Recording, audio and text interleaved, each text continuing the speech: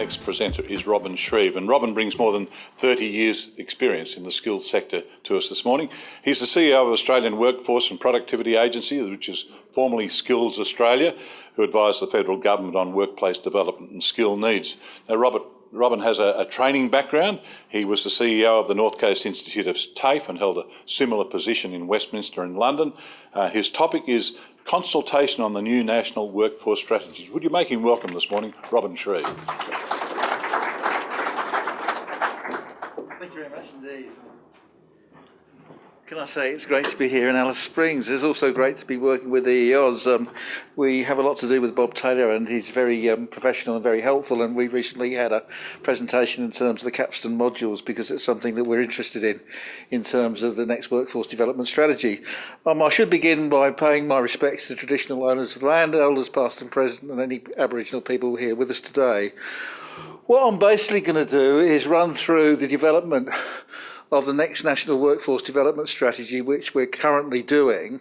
And one of the things that we do is that we develop a number of scenarios, not so that we can pick a winner, but so we can stress test our policies against a range of potential futures. And then what we do is that we model what industry would look like under those different scenarios, so we can actually model the types of employees what we might need in the future and the types of qualification demands that would be put upon us. As was said, we've recently changed our name from Skills Australia to Australian Workforce and Productivity Agency, AWPA, which is also the Australian Women's Pilots Association and the Australian Whipcrackers and Platers Association as well. So we tend to refer ourselves as the agency. Part of the name change was that we picked up some extra responsibilities besides the policy development and the research that we do. And we've got an industry-led board. We've got both sides of industry in terms of employers' associations and Jed Kearney from the ACTU. We've also got two members of the Reserve Bank board on our board, John Edwards and Heather Ridout, as well as our chair is Philip Bullock, who was the Vice President for Asia for IBM. So they've got an understanding of the real world. We do lots of reports, I won't go through those, but the way that we operate is that we tend to operate at the national level. So to a certain extent, what I'm going to talk about is the overall context about what your industry might be operating in. But we also do sectoral reports. We did 2 last year and we've been slated to do 4 this year. We do the resources industry on an annual basis. We picked up the job of updating the NSET report. And that's very interesting because the electrical trades, the electrotechnology features largely in that because of the growth. And despite what you might hear about the resources sector, we still think it's extremely optimistic. For example, we were forecasting skills difficulties and we never included Olympic Dam in our projections because it hadn't got final approval. The other job we did recently was defence materiel, which again, we had a lot to say about some of the electrical areas because they're potentially some of the shortages. And I suppose the big issue, if you work in the defence industries, somebody said we should call our report Mind the Gap, because the big difficulty is there's going to be an upswing in expenditure in terms of defence, like new submarines and things, but as we bring the budget back into surplus, there's going to be a bit of a downswing, and one of the big issues for defence industries is actually maintaining their workforce skills during that downturn period. You know, people like welders who weld ships blocks are very specialist. If there's a downturn and they go off to the resources sector, some of those skills might deteriorate. And then at the enterprise level, we've recently picked up the responsibility of setting the priorities for the National Workforce Development Fund. And again, we work very closely with the ISCs in trying to achieve that. So that's really our remit in terms of policy research, the fund, and also some of those sectoral research reports. Now, it might seem an obvious question in terms of why skills are important, and one of the things that we're very interested in is productivity, but we're also interested in participation. And if we get up workforce participation from 65 to 69% in this country, the payoff would be enormous. It'd be about 25 billion a year. And that's some of the justification, and the Productivity Commission now agree with our figures, it's some of the justification for why we actually lobby government to maintain expenditure on workforce development and skills. But I think we've got a particular issue in Australia at the moment, is the Commonwealth's trying to bring the budget back into surplus, and all the states have got some financial difficulty, and that's partly because of GST revenues falling and property also having some issue. But there's clearly a link between skills and employability, and the higher level qualification that you've got, the bigger return that you're going to get. I need to stress, I've got a couple of slides like this in terms of the return from different levels of qualification. When we're looking at certificates, that's an average. And industry is very much the exception to the average, because the rate of return you get from a certificate 3 or 4 in your industry is probably high as a bachelor's degree in many other industry. The reason why the average is down is fundamentally because we've got a fairly gender segregated workforce in Australia, and people like hairdressers and care workers at Cert 3 don't earn as much as some of the traditional occupations such as yourselves.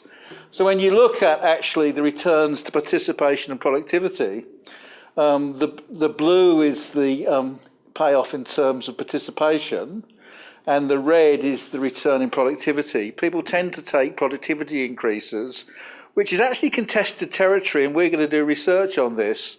Productivity tends to be measured by the increase in wages that people get. But you can see that anybody who's got a post-school qualification has a payoff in terms of participation. So a Cert 3 will help you get a job and keep a job. And that's true in terms of the aged care industry. It won't necessarily give you a pay rise. But in terms of the higher level qualifications, it will. But as I said, that's another case of where we've actually got an average. But one of the issues that we're trying to face, and one of the issues that we're trying to address, is that when we talk to industry, sure, we've got skills difficulties, but sometimes we feel it's as much about an experience shortage as a skill shortage. And talking to the mining industry, and this is a quote from the mining industry, we were talking to a big miner the other day who said that they were having difficulty recruiting geotechnical physical engineers. And we said, well, how many people did you interview the last time you attempted to recruit? And they said, well, we actually interviewed 7 graduates, but only one had got 5 years experience. And I think it's one of the big issues that we face in Australia is about how we deal with novice workers. And this is a fairly sort of random set of advertisements, and you'll see not only are qualifications required, but there's also the requirement for 5 years experience. Now, I know that work-based learning and apprenticeship to a certain extent gets round that, but it was interesting looking at the history of it, and maybe everything repeats itself. When the University of New South Wales was set up, in 1949, what was going to differentiate it from the University of Sydney in terms of engineering? The original intention was that the University of New South Wales would only offer sandwich courses. So people would be getting periods of work experience throughout their university degree. That's fallen by the wayside, but it might be why we've got this issue. Now, in terms of the challenges that we face, we do survey the scene, and we recently ran a conference in Sydney which looked at the future of work. And one of the people we invited to speak was a guy who ran an organisation called the Freelancer.com, which is like a giant eBay system for work, where work is put on the system and people around the world can bid for it. So anything that can be attached to an email can basically be sourced anywhere in the world. Now, you might say in your particular occupations, it's difficult to wire something somewhere in the world, and clearly those in-person services aren't necessarily going to be affected. But again, I was talking to an architect the other day, and they haven't designed a promotional brochure, and they do a lot in Australia for 8 years. They get them sourced all from outside.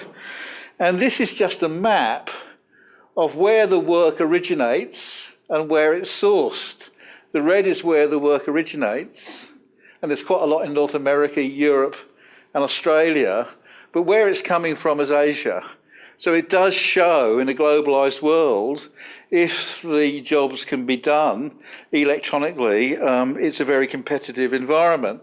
Similarly, you might have heard about MOOCs, which is the latest fashion in education and training, which is massive open online courseware.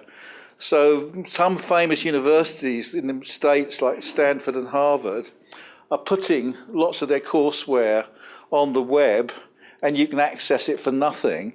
You can even do a statement of attainment. The one thing you can't do, obviously, is a degree, because obviously that's their competitive advantage and they're going to charge you a lot of money for that. But I suppose in terms of the boundaries of the world, it is, globalisation does smack you in the teeth. But we are very lucky in Australia, and obviously when we're looking at the future of industry, the future of training and the future of workforce development, we have to look a wee bit at the economy. And this is the governor of the Reserve Bank, who says things in terms like our terms of trade, that a boatload of Australian iron ore 5 years ago was worth about 2,200 flat screen TVs. Today it's worth about 10,000. It's come down, but it shows you that our resources are worth a lot of money, and manufacturing elsewhere in the world is becoming less expensive. And to a certain extent, one of the reasons why we're so prosperous is because other countries are industrialising. And what this is just a map of world output going back to 1500. And the deep blue is world output of China. The light blue is world output of India. Grey is Western Europe and green is the US. And what this basically shows is before the European colonisation of Australia and America, and before the Industrial Revolution, world output was actually dominated by India and China. And all that's happening is that we're going back to that situation, really, as they industrialise. But Australia is very fortunately placed to exploit that, although sometimes we don't always feel that way. This is a graph of consumer sentiment in Australia, done by the Boston Consulting Group. And red is people feel they're in financial trouble, and blue is people who feel that they're not financially particularly secure. And it's sort of pretty amazing that people in Australia don't feel a lot better than people in Europe. Even if you've been to Europe, and recently you'll see that a Kit Kat costs you about 75p compared to about $2.15 in Australia. So, but I think it's partly maybe that world stock markets are interconnected, and we've all seen our super go up and down, and maybe house prices haven't gone up as much as we would have anticipated. So there are some sort of issues in people's perceptions. But getting on to the big economic issues, productivity in Australia has been a bit patchy recently. And in terms of participation, where we got that payoff, the red line is women's participation, and the blue line is men's participation. And women's participation has gone up, as what might one expect, but male participation has actually gone down. It's gone down by about 10 percentage points. And what that really shows is the impact of, again, globalisation and structural adjustment. And the people who have been impacted by that are people like North Adelaide car workers. So again, we've got issues about maintaining those people into the workforce. One of the issues that we're looking at is productivity, which is basically doing, more with what you've got. And productivity, labour productivity hasn't been too bad, but multi-factor productivity has been an issue. But I suppose the most important chart on productivity is this one here. The blue shows the contribution to increased productivity from the workforce and improvements in the way that we deploy labour. And the grey shows the increase in our national wealth, basically from our terms of trade. So that, in the 1960s, our national wealth increased because we're becoming more productive in the way that we did things and the way that we utilised labour. Recently, we've had a big boost from the terms of trade. And Chris Richardson from Access Economics basically said we've all had a pay rise because of the mining boom. We might not think about it, but that, in fact, has been the net effect. And the reason why that is important and significant is because our terms of trade have been so high, miners have been able to exploit less productive or lower grade ores, but still make a profit out of it. So that you can go along and mined something where you might only get a 30% yield as opposed to a 70% yield, but the price has been so high it doesn't really matter, you're making money. If the price comes off, that dividend will go down. So if we're going to increase our national wealth, we have to become more productive. And one of the ways that we become more productive is to become higher skilled, because if we're higher skilled, we can become more innovative. But again, when this slide here shows growth in employment by industry from 2009 to 2012. If I put a slide up of the previous 6 years, the really big growth figures would have been in professional scientific and some of those other areas. Manufacturing would have still been a bit of decline. But you can see over that period, just post the GFC, even though it's quite a small industry that directly employs less than 3% of the workforce, it has had a huge boost. So it really does show the contribution of mining and the contribution of that particular resources sector, which you're heavily involved in, to the national economy. That's really just having a look at where the skills are coming from. This is just a couple of slides which just shows the age range going up over a period of years. And this is another slide here, which basically says if there's a baby boom, there's going to be a baby bust as well at some stage.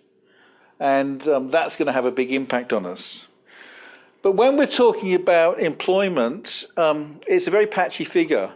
If we were here 20 years ago, we'd probably say that the cities are doing quite well and regional Australia is doing less well. That certainly isn't true today, where lots of areas of regional Australia are doing really well in terms of employment.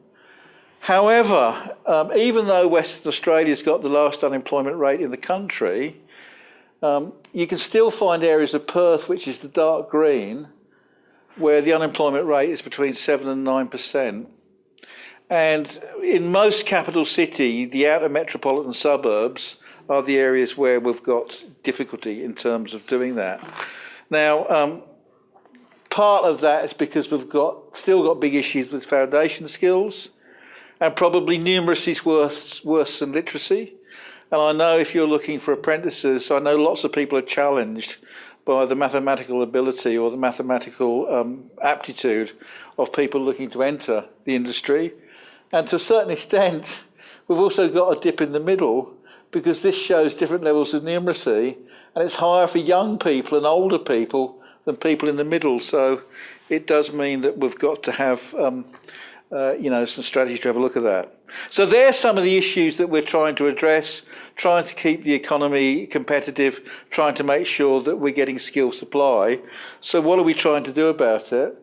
Well, we're developing an overall workforce development strategy.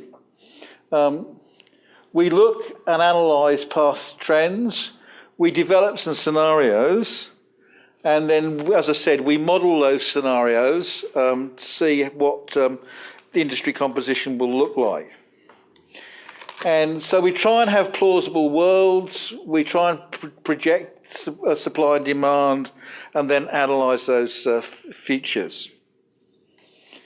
And what we have a look at is the impact of globalisation, sustainability, and we also have a look at, the whole question of some of the issues that have been thrown up, what I talked about, older and novice workers, and in terms of migration. Migration is one of the swing factors.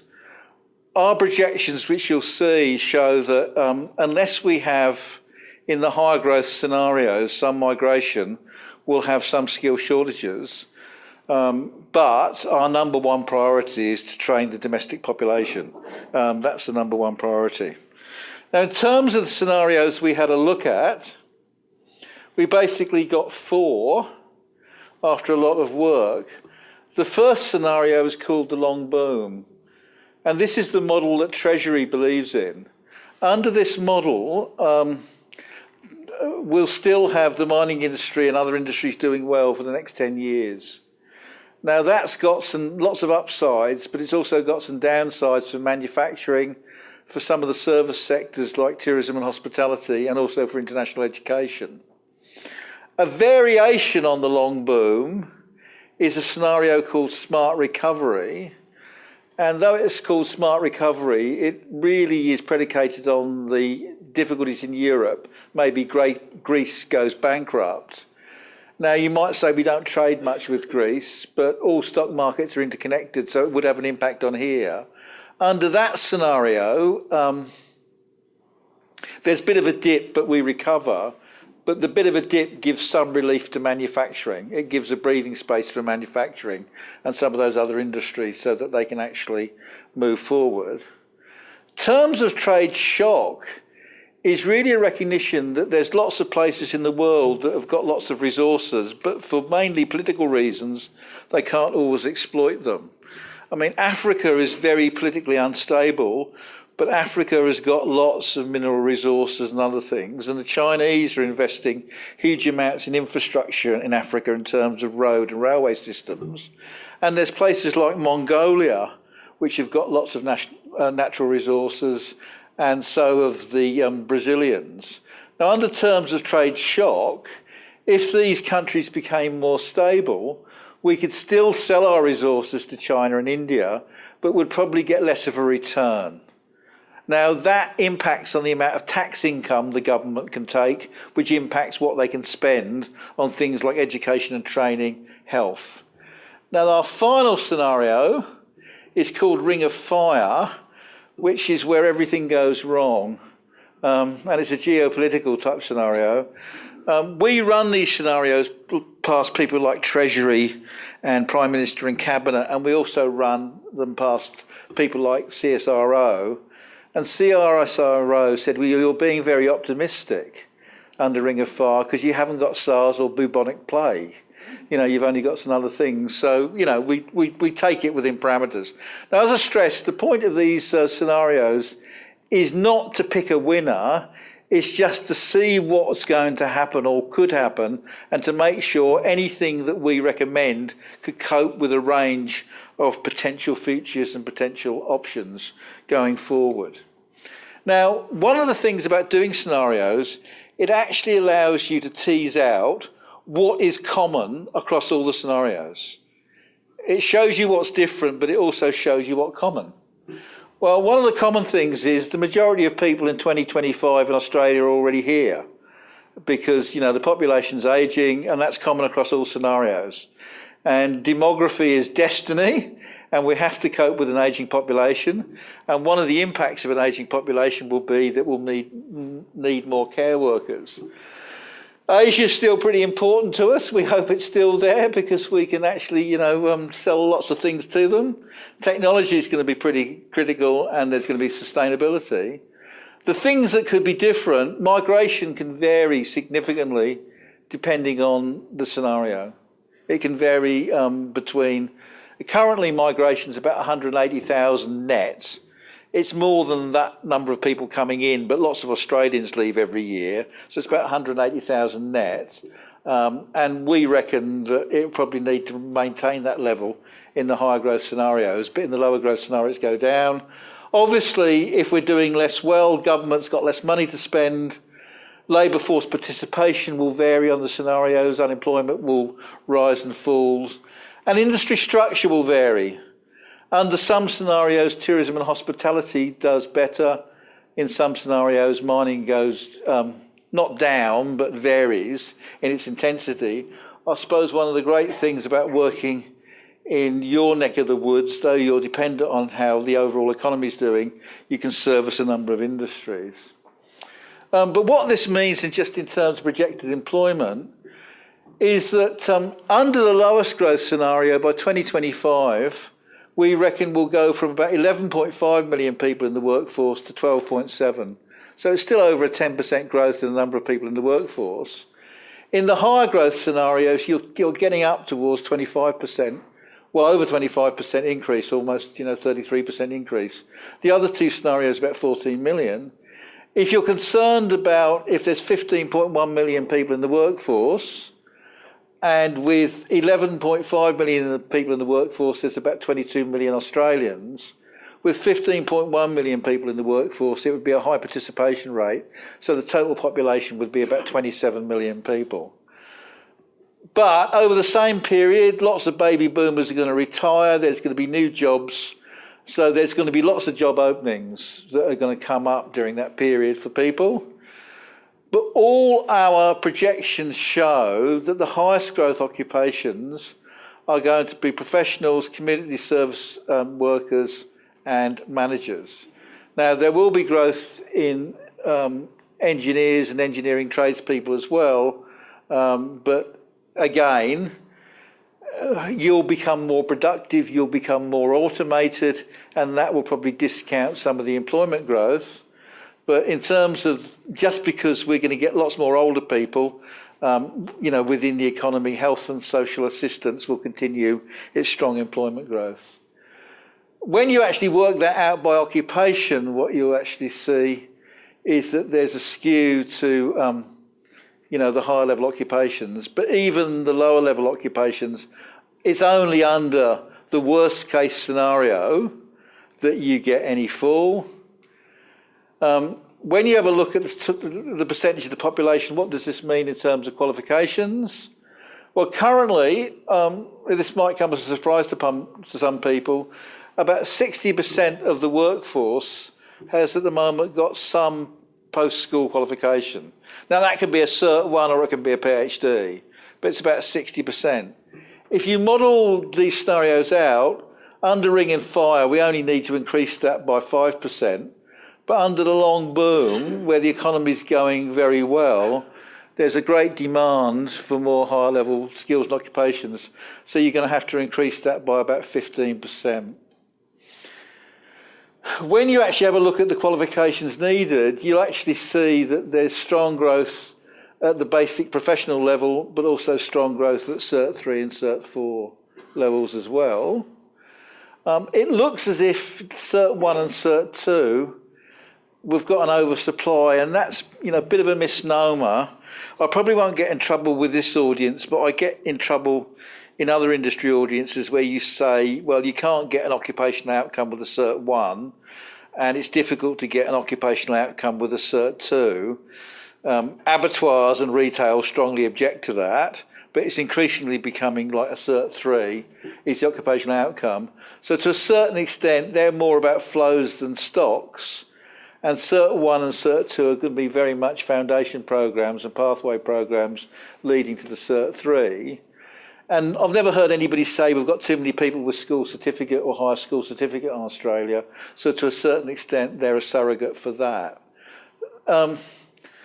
When you actually have a look at supply and demand of these qualifications, under the long boom and the smart recovery, this is why we're recommending that you've got to keep on increasing some of the supply of qualifications, because if we don't do anything about it, or we don't keep on increasing by 3% per annum, we are going to have a shortfall of these qualifications. And in industries like yours, I mean, you're a specialised occupation. If you have a shortage of electricians or electrotechnology workers, there's a long lead time between somebody starting and somebody getting licensed, in the same way as a dentist, between them being started and them being able to practice. You're talking about 5 or 6 years, and if you've got a shortfall, the only way you can pick it up is migration. Whereas in other occupations, the qualifications are substitutable. Either like security guards, you can train in 6 weeks, or managers often move around different industries. So that's one of the reasons why we're lobbying government, that they need to keep an eye on this to make sure that we don't fall into the trap of cranking up more skill shortages.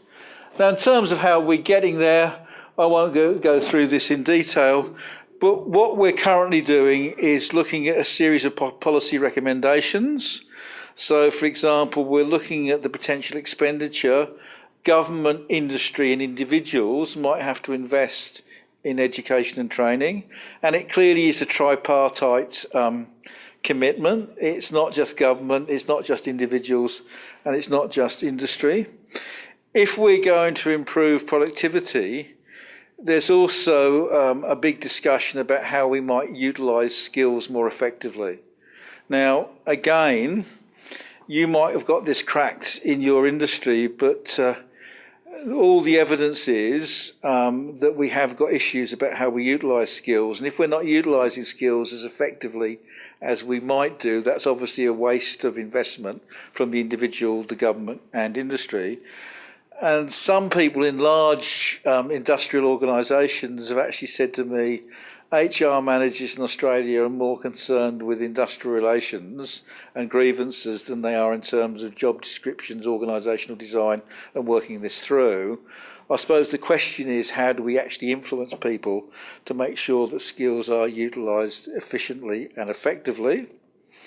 And we're also having a look at the whole issue about how we retain people within industry, how, if we're going to avoid skill shortages, we can get, on the one hand, over the whole question of novice workers and get them into industry so they don't feel frustrated. At the same time, how do we encourage some older people to retain their experience within that? So what we're trying to do is to do an overall framework that sets some parameters where your industry and EEOs can actually take some of those parameters and work out what the implications are for the specific occupations, industry, professions and trades that you're looking after. I'd have to say all the evidence that we've got is, though that we've got some short-term difficulties, the overall outlook remains optimistic, both in terms of the economy and in terms of the skills supply. But I think the important thing is that we can't afford to be complacent, because if we do, we'll end up with the skill shortages, which will become acute, and then that could jeopardise our economic future. So with that, I'd like to finish and say thanks very much for the opportunity to speak to you.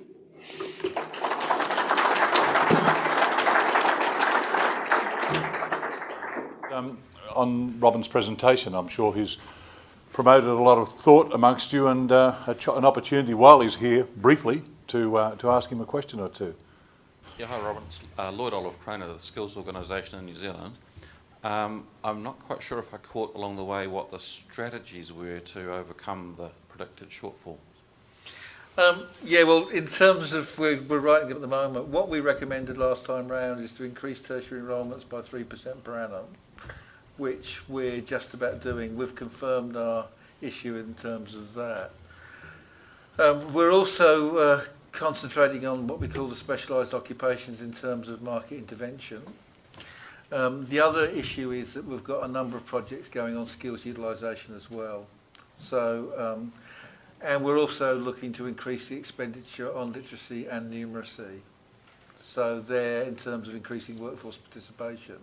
But we're currently writing that. I mean, the biggest issue that we've got is that government finds it really easy to intervene on the supply side. It can crank up the number of qualifications it funds. But what I was alluding to in terms of skills utilisation, how can the government encourage individual enterprises to increase their utilisation of skills? And some people will quite rightly say, is that a role for government? So in terms of the National Workforce Development Plan,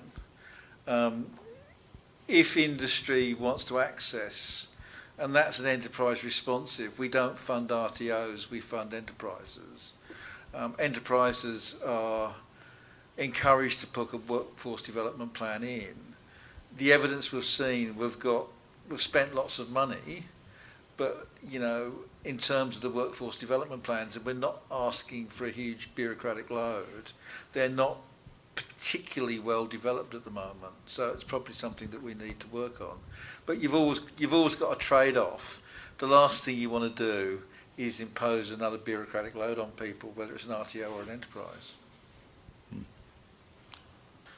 Hi Robin, Joe Calabrese.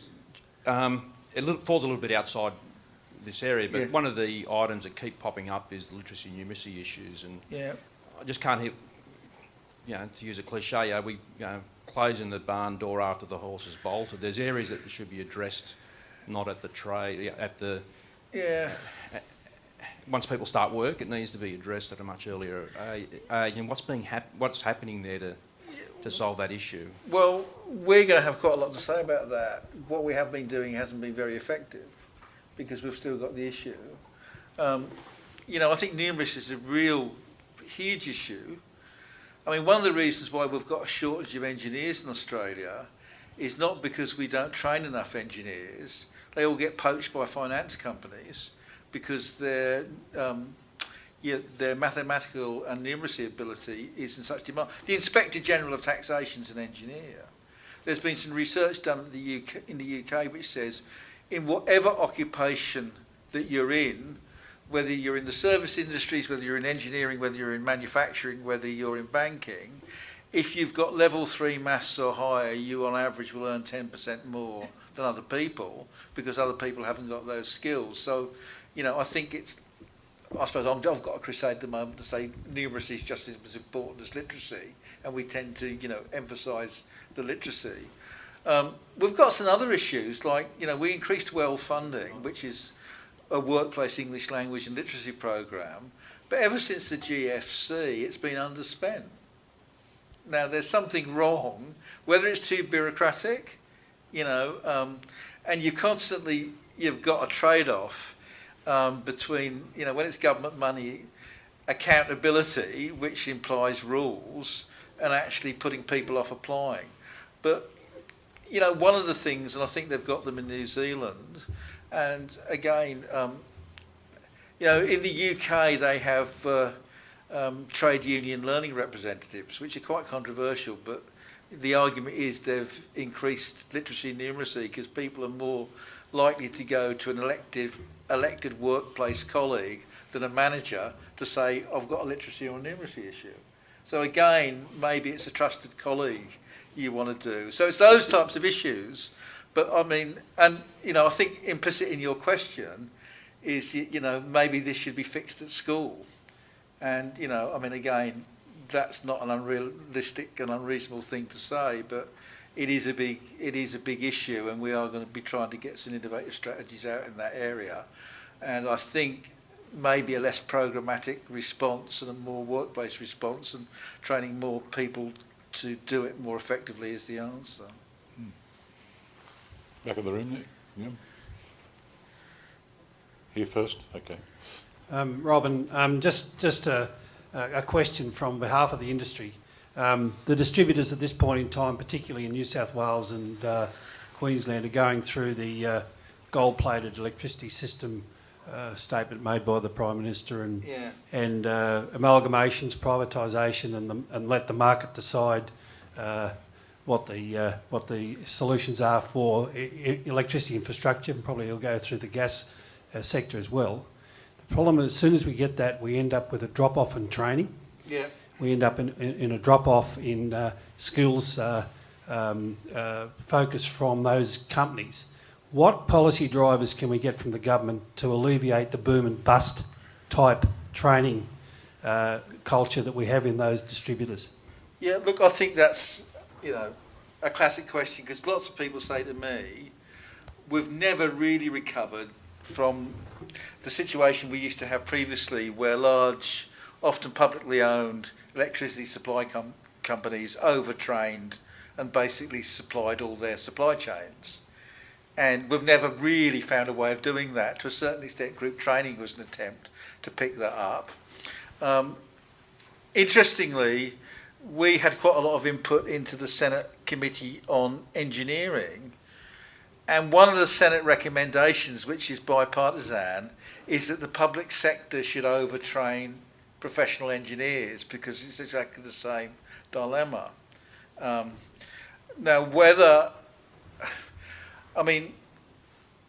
I think overtraining is potentially a solution.